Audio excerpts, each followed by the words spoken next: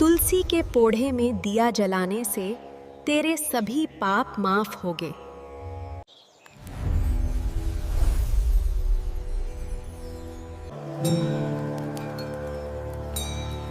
नमस्कार मित्रों, सनातन हिंदू धर्म में तुलसी का स्थान अत्यंत पूजनीय और पवित्र माना गया है।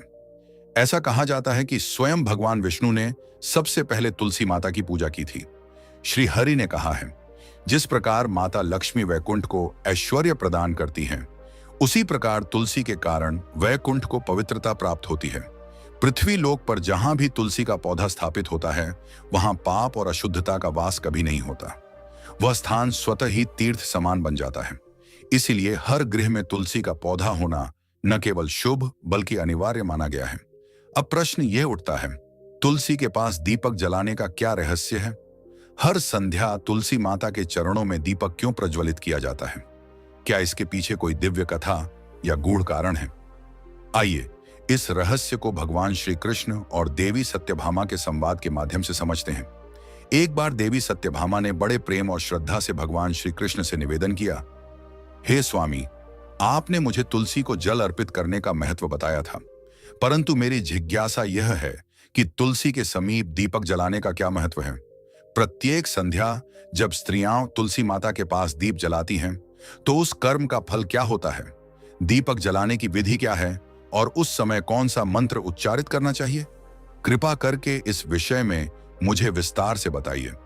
भगवान श्री कृष्ण यह सुनकर कोमल मुस्कान के साथ बोले, हे देवी, आज तुमने लोक कल्याण की भावना से अत्यंत श्रेष्ठ प्रश्न किया है। तुम्हारे इस प्रश्न का उत्तर देने से पूर्व मैं तुम्हें एक प्राचीन कथा सुनाता हूं। इस कथा को ध्यानपूर्वक सुनो, क्योंकि इसे सुनने मात्र से ही मनुष्य को 100 वर्षों तक तुलसी के समीप दीपक जलाने का पुण्य प्राप्त होता है। सत्यभामा ने श्रद्धा से हाथ जोड़कर कहा, हे प्रभु, यह मेरा सौभाग्य है कि आपकी कृपा से मुझे इस कथा को सुनने का अवसर मिल रहा है। मेरे लिए इससे बड़ा आनंद और क्या हो सकता है? कृपया शीघ्र यह पवित्र कथा सुनाइए। श्री कृष्ण ने कथा प्रारंभ की। हे देवी, बहुत प्राचीन समय की बात है। दक्षिण दिशा में तुंगभद्रा नामक एक पवित्र और विशाल नदी बहती थी। उसी नदी के तट पर हरिहरपुर नामक एक सुंदर नगर बसा हुआ था। उस नगर में विष्णुदत्त नाम के एक विद्वान और धर्मपरायण ब्राह्मण निवास करते थे। वे सादगीपूर्ण जीवन जीते, वेदों और शास्त्रों के मार्ग पर चलते और सत्कर्मों में लीन रहते थे। परंतु उनकी पत्नी का स्वभाव उनसे बिल्कुल विपरीत था। गांव के लोग उसे दुराचारी कहकर पुकारते थे, क्योंकि उसके कर्म उसके नाम के अनुरूप ही थे। वह सदा अपने पति का अपमान करती, कटु वचन बोलती और उन्हें दुख देकर आनंद पाती। वह अपने पति के लिए कभी भोजन नहीं बनाती, न ही उनके प्रति किसी प्रकार का स्नेह या आदर दर्शाती। उसका मन पर पुरुषों की आसक्ति में अंधा हो चुका था। जब भी पति के मित्र या कोई सगे संबंधी घर आते, वह उन्हें अपमानित करके भगा देती। वह कुमार्गी स्त्रियों के साथ उठती बैठती और अक्सर गांव से दूर वन क्षेत्र में जाकर पर पुरुषों की प्रतीक्षा करती। उसका जीवन पाप और मोह में डूबा हुआ था। एक दिन विष्णुदत्त ने अत्यंत शांत स्वर में अपनी पत्नी से कहा, हे भद्रे, तुम्हारा यह आचरण उचित नहीं है। जो मार्ग तुमने चुना है वह तुम्हारे विनाश का कारण बनेगा। अभी भी समय है, अपने धर्म पथ पर लौट आओ। ब्राह्मण विष्णुदत्त की बात सुनकर उसकी पत्नी क्रोध से चीख उठी, मैं नहीं जानती किस पाप के फल स्वरूप मेरा विवाह तुम जैसे निर्धन भिखारी से हुआ। निश्चय ही यह मेरे पूर्व जन्मों के दुष्कर्मों का ही परिणाम है, जो इस जीवन में तुम जैसे गरीब और निर्बल पति के साथ बंध गई हूं। तुम मेरी एक भी इच्छा पूरी नहीं कर सकते। विवश होकर इस टूटी झोपड़ी में रहना पड़ता है और तुम्हारे भीख में लाए झूठन जैसे भोजन को खाना पड़ता है। अब यह दरिद्रता और अपमान मुझसे और नहीं सहा जाता। किसी दिन मैं तुम्हें छोड़कर अवश्य चली जाऊंगी। तुम्हारे साथ रहकर तो मानो मैं रोज पाप करती हूं। इस नरक समान घर में जीवन बिताने से तो बेहतर है कि मैं किसी धनवान पुरुष से विवाह कर लूं। विष्णुदत्त ने गहरी वेदना भरे स्वर में कहा, हे प्रिय, ऐसे अपशब्द मत कहो। अपने पति को त्यागने का विचार मन से निकाल दो। जो स्त्री अपने सत्यनिष्ठ पति को छोड़कर पर पुरुष के साथ जाती है, उसका कभी कल्याण नहीं होता। ऐसे आचरण से अंततः उसे नरक भोगना ही पड़ता है। उस पापाचारी स्त्री ने कटाक्ष भरे स्वर में उत्तर दिया, नरक तो तुझे मिलेगा।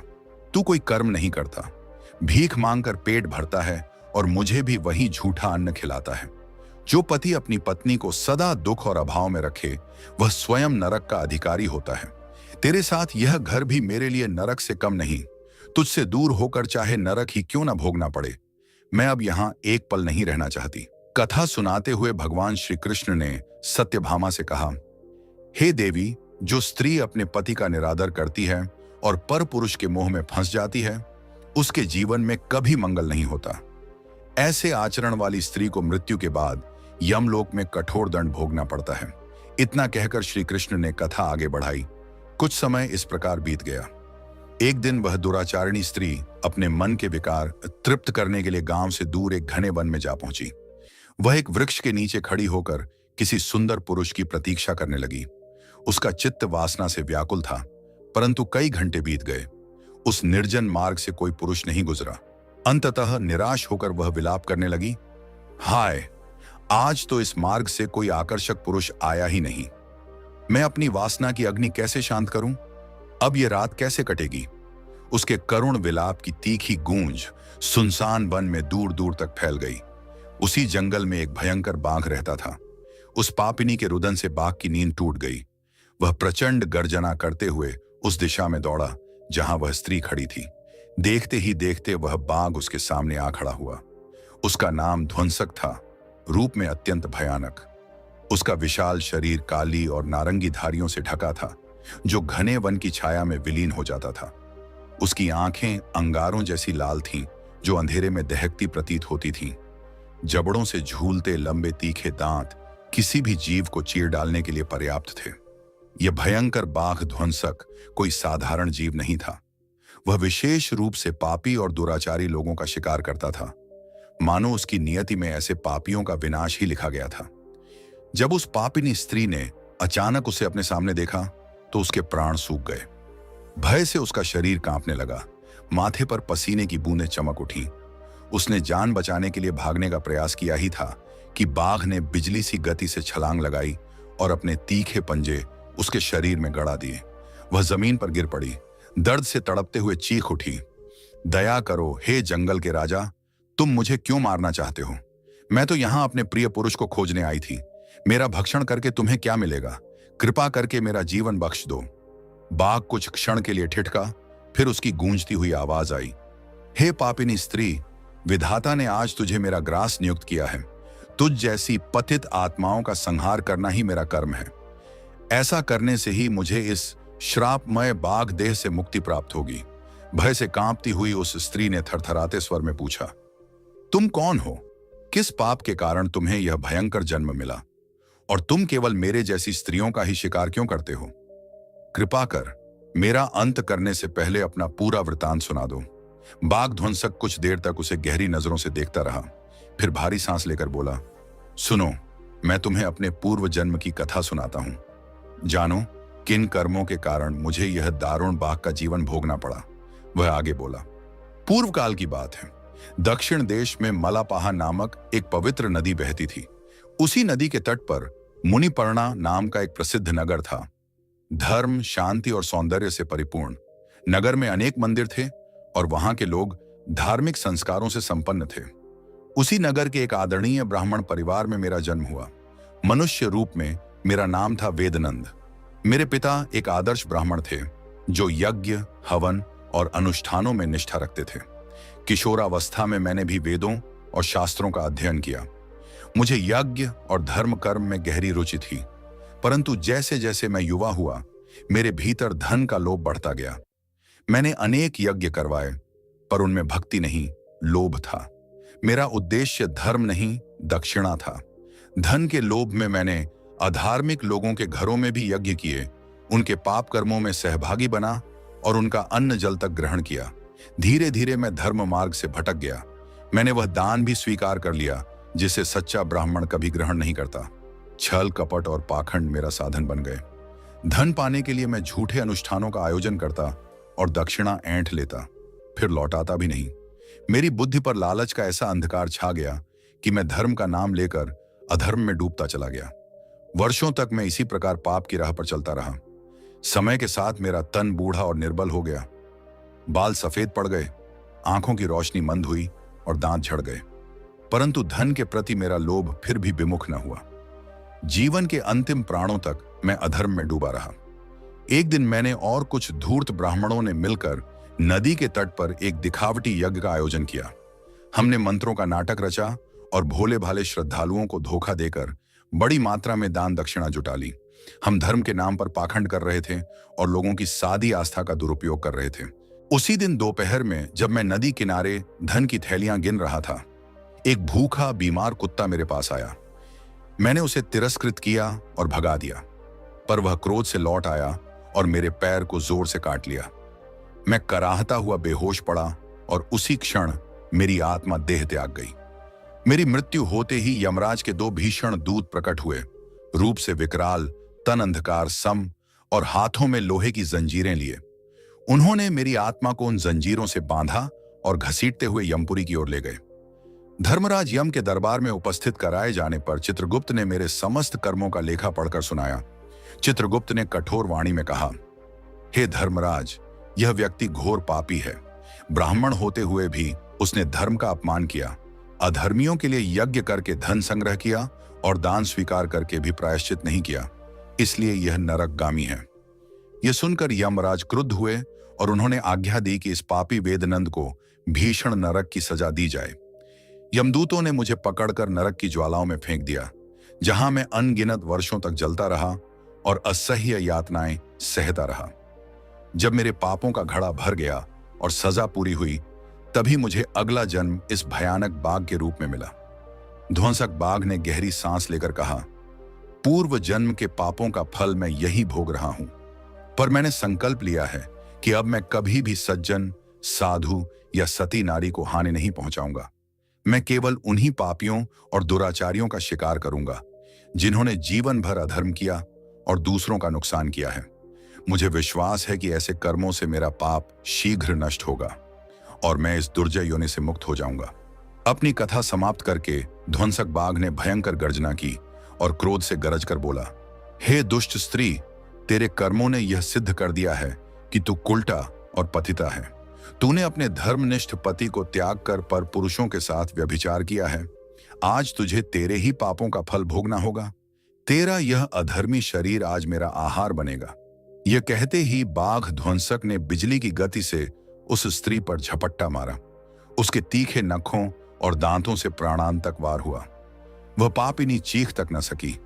कुछ ही क्षणों में बाघ ने उसका अंत कर दिया और उसके शरीर का भक्षण किया। फिर वह गर्जना करता हुआ अंधकारमय वन में ओझल हो गया। उस स्त्री के प्राण निकलते ही उसी स्थान पर यमराज के दो दूत प्रकट हुए। उन्होंने उस पापात्मा को तुरंत बांधा और उसे घसीटते हुए यमपुरी ले गए। संयमनीपुरी पहुंचकर उन्होंने उसे धर्मराज यम के दरबार में प्रस्तुत किया। धर्मराज ने सिंहासन से चित्रगुप्त को आदेश दिया, इस स्त्री के जीवन के समस्त कर्मों का लेखा प्रस्तुत करो। चित्रगुप्त ने अपना विशाल पोथा खोला और गंभीर स्वर में कहना आरंभ किया, हे धर्मराज, इस स्त्री ने अपने जीवन में अनेक घोर पाप किए हैं। इसने अपने पति की सेवा कभी नहीं की, बल्कि सदैव उसे तिरस्कृत किया। यह पर पुरुषों के साथ व्यभिचार में लिप्त रही, पतिव्रता धर्म को त्याग कर पाप के मार्ग पर चलती रही। अतः यह स्त्री कठोरतम दंड की अधिकारी है। चित्रगुप्त के वचन सुनकर यमराज का मुख क्रोध से तमतमा उठा। उन्होंने भारी स्वर में कहा, ऐसी पापिनी के लिए कोई प्रायश्चित्त नहीं। जिसने अपने पति को त्याग कर व्यभिचार का जीवन जिया है, वह नरक की भीषण यातनाओं से अवश्य गुजरेगी। यमराज ने आदेश दिया, इस पापिनी को पकड़कर ले जाओ और उसे धधकते तेल से भरे कुंड में डाल दो। यही इसके अपराधों का उचित दंड है। यमदूतों ने उसी क्षण उस आत्मा को जकड़ा और घसीटते हुए भयंकर नरक में ले गए। वहां आग की ज्वालाओं से तपते हुए उबलते तेल के कुंड में उसे उछालकर पटक दिया गया। वह स्त्री असहनीय पीड़ा से कराहती रही, पर कोई उसे बचाने वाला न था। लंबे समय तक जलने और तड़पने के बाद उसे रौरव तथा अन्य नरकों में भी भेजा गया, जहां उसने अनेक वर्षों तक घोर यातनाएं सही। इस प्रकार अनेक नरकों में भयंकर दंड भुगतने के उपरांत भी उसके कुछ पाप शेष रह गए, जिन्हें उसे अगले जन्म में भोगना था। नरक की यातनाएं पूरी होने के बाद उसे पुनः पृथ्वी पर जन्म मिला, इस बार एक चांडाल परिवार में कन्या के रूप में। परंतु जन्म बदलने पर भी उसके संस्कार न बदले। पिछले जन्म की भांति वह फिर पापमय मार्ग पर चल पड़ी। यौवन आते आते वह अत्यंत दुष्चरित्र बन गई और अनेक पापी पुरुषों के साथ संबंध बनाने लगी। उसके मन में न लज्जा रही न धर्म का भय। कुछ वर्षों बाद उसके पापों का फल सामने आया। अधर्म के परिणाम स्वरूप उसके शरीर पर कोढ़ का भयंकर रोग उत्पन्न हुआ। पूरा शरीर घावों और पीप से भर गया। अंग अंग सड़ने लगा। तीव्र पीड़ा से वह दिन रात कराहने लगी। उसकी आंखों की रोशनी भी धीरे धीरे मंद पड़ने लगी थी। हर पल उसके शरीर में जलन होती थी और वह असहनीय पीड़ा और संताप में दिन काट रही थी। अपनी इस भयंकर दुर्दशा से तंग आकर एक दिन वह स्त्री यह सोचकर किसी तीर्थ स्थान की ओर चल पड़ी कि शायद किसी पवित्र नदी में स्नान करने से उसके कष्ट कुछ कम हो जाए। वह एक प्रसिद्ध तीर्थ में पहुंची और वहां की पवित्र नदी में स्नान किया। फिर नदी तट पर बने एक आश्रम के निकट स्थित झोपड़ी में रहने लगी। उस आश्रम के द्वार पर एक अत्यंत पवित्र तुलसी का पौधा लगा हुआ था। वह प्रतिदिन देखती कि जैसे ही संध्या का समय होता, आश्रम में रहने वाली श्रद्धालु स्त्रियां उस तुलसी माता के पास दीपक जलाकर पूजा करती, प्रणाम करती और भक्ति में लीन हो जाती। एक दिन जब सभी स्त्रियां पूजा करके लौट गईं, तब वह पापिनी स्त्री हिम्मत जुटाकर आश्रम के महात्मा साधु के पास पहुंची। हाथ जोड़कर दीन स्वर में बोली, स्वामी जी, कृपा कर मुझे बताइए, यह कौन सा पौधा है जिसके आगे आप लोग प्रतिदिन दीप जलाते हैं? और यह जो स्त्रियां संध्या के समय यहां दिया जलाती हैं, उन्हें इससे क्या फल प्राप्त होता है? महात्मा ने करुणा भरी दृष्टि से उस दुखियारी स्त्री की ओर देखा और बोले, बेटी, यह पौधा परम पवित्र तुलसी है। तुलसी के दर्शन मात्र से ही पाप और संकटों का नाश होता है। इसे जल अर्पित करने से देवी देवताओं की कृपा प्राप्त होती है और जो व्यक्ति संध्या समय श्रद्धा से तुलसी माता के समीप दीपक प्रज्वलित करता है, उसके समस्त पाप भस्म हो जाते हैं। साधु की वाणी सुनकर उस स्त्री के मन में आशा की एक हल्की किरण जागी। कांपते स्वर में उसने पूछा, महात्मन, यदि कोई स्त्री अत्यंत पापिनी हो, जिसने जीवन भर व्यभिचार और अन्याय किया हो, क्या यदि वह भी तुलसी के सामने दीपक जलाए तो उसके पाप नष्ट हो जाएंगे? साधु हल्के से मुस्कुराए और बोले, हां पुत्री, इसमें तनिक भी संदेह नहीं, चाहे स्त्री हो या पुरुष। यदि उसने जीवन भर पाप भी किए हों, तो भी तुलसी के सम्मुख श्रद्धा से दीप जलाने पर उसके न केवल इस जन्म के बल्कि पूर्व जन्मों तक के पाप मिट सकते हैं। यह उपाय पापों को भस्म करने में समर्थ है। परंतु तुम यह सब क्यों पूछ रही हो? तुम कौन हो? यह सुनते ही उस स्त्री की आंखों से आंसू बह निकले। फूट फूट कर रोते हुए उसने कहा, स्वामी जी, मैं महापापिनी हूं। मैंने जीवन भर व्यभिचार और अधर्म किया है। इन्हीं पापों ने मुझे इस दुर्दशा में पहुंचा दिया है। अब मुझसे यह पीड़ा और नहीं सही जाती। कृपा कर मुझे पापों से मुक्ति का कोई मार्ग बताइए। महात्मा की करुणा उमड़ आई। उन्होंने कोमल स्वर में कहा, पुत्री, यदि तुम सचमुच अपने पापों से तंग आ चुकी हो, तो आज से प्रतिदिन संध्या बेला में श्रद्धा और भक्ति से तुलसी माता के समीप दीपक जलाना प्रारंभ करो। निसंकोच होकर अपने समस्त अपराधों के क्षय के लिए तुलसी माता की शरण लो। विश्वास रखो, नियमित रूप से ऐसा करने से तुम्हारे सारे पाप धीरे धीरे नष्ट हो जाएंगे। साधु की बात सुनकर उस स्त्री के हृदय में नया उत्साह जाग उठा। उसने उसी क्षण से प्रतिदिन तुलसी के पौधे के पास दीपक जलाना आरंभ कर दिया। दिन बीतते गए।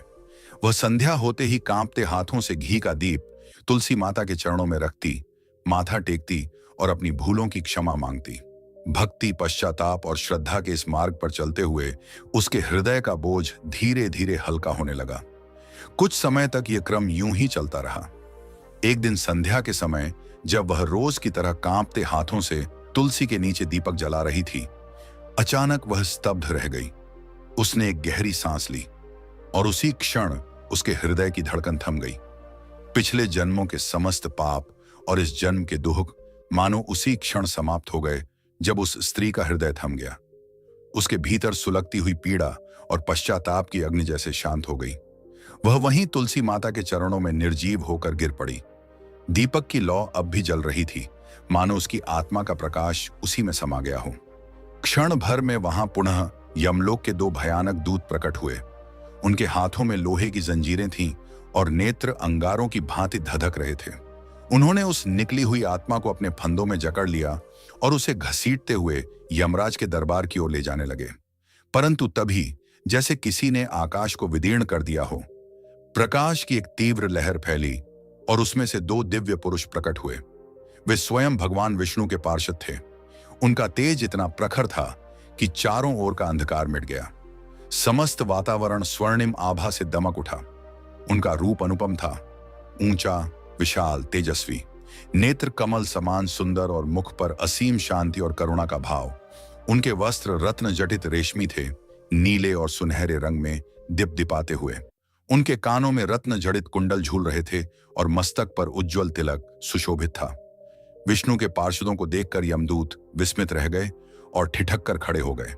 तभी एक पार्षद ने तेज स्वर में कहा, हे यमदूतों, इस आत्मा को तत्काल मुक्त करो। अब यह स्त्री नरक की अधिकारी नहीं रही। किस अधिकार से तुम इसे बांध कर ले जा रहे हो? यमदूतों ने विनम्र किंतु दृढ़ स्वर में उत्तर दिया, हे दिव्य पुरुषों, हम धर्मराज यम के आदेश से इस आत्मा को ले जा रहे हैं। इसने जीवन भर व्यभिचार और पाप के सिवा कुछ नहीं किया। इसे नरक में ले जाने का आदेश स्वयं धर्मराज ने दिया है। आप हमें इसे ले जाने से क्यों रोक रहे हैं? यह सुनकर विष्णु के पार्षदों ने गंभीर परंतु सौम्य स्वर में कहा, हे यमदूतों, यह सत्य है कि इस स्त्री ने अपने जीवन में अनगिनत पाप किए हैं, किंतु उसके एक ही पुण्य ने उसके सभी पापों को भस्म कर दिया है।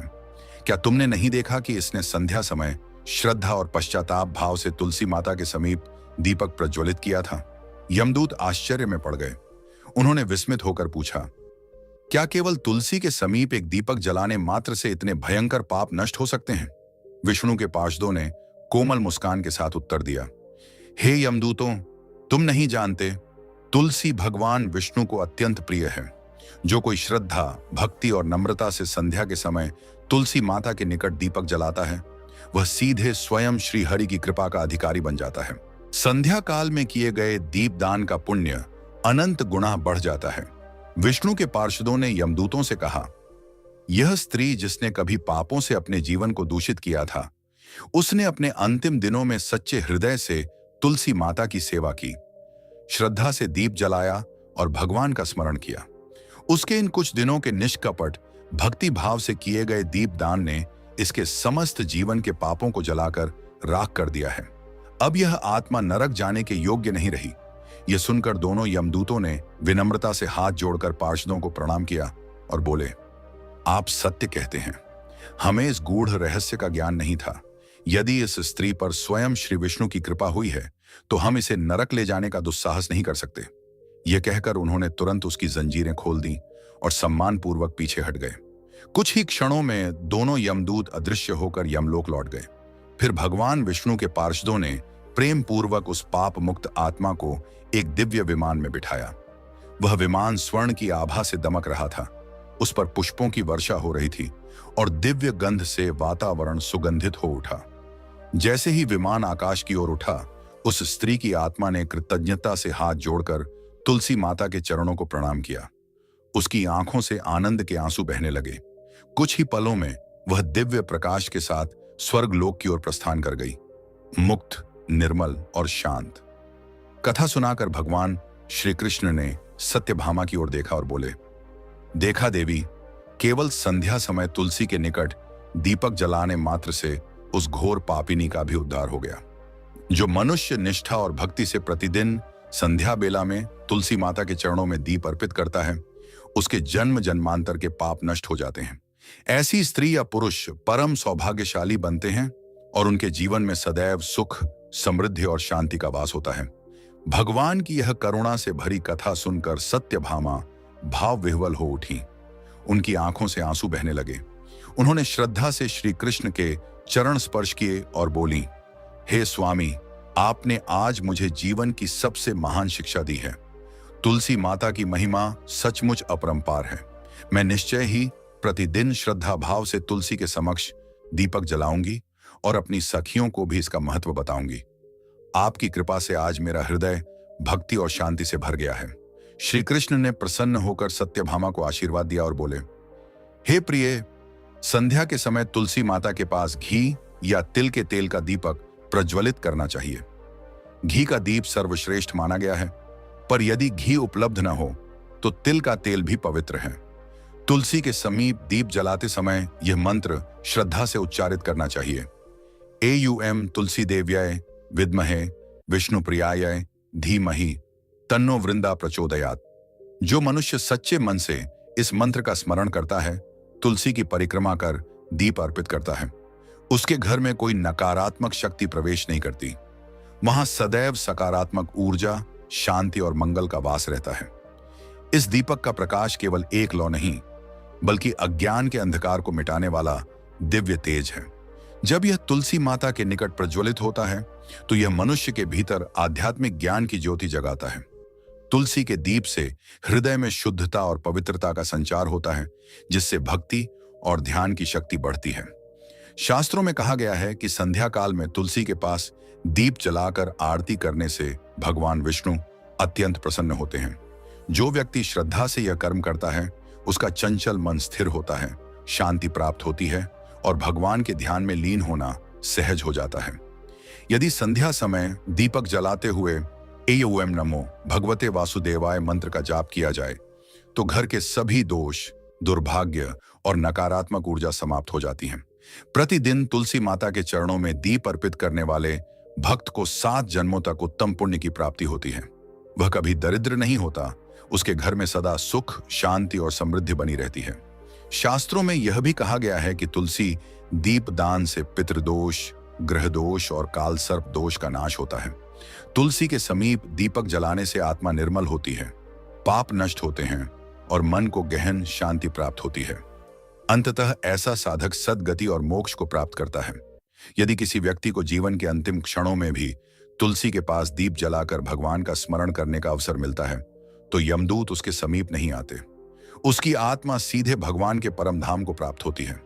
तुलसी के पौधे के समक्ष दीप जलाने से माता लक्ष्मी भी प्रसन्न होती हैं। जिस घर में प्रतिदिन तुलसी पूजन के साथ दीपक जलाया जाता है, वहां धन, अन्न और सौभाग्य का स्थायी निवास होता है। तो प्यारे दोस्तों, इस प्रकार भगवान श्री कृष्ण ने हमें बताया कि तुलसी माता के समीप दीप जलाना केवल पूजा नहीं, बल्कि एक पवित्र साधना है, जो जीवन के अंधकार को प्रकाश में बदल देती है। अगर यह कथा आपको भी प्रेरणा दे रही है, तो कमेंट में लिखिए जय श्री कृष्ण, जय मां तुलसी।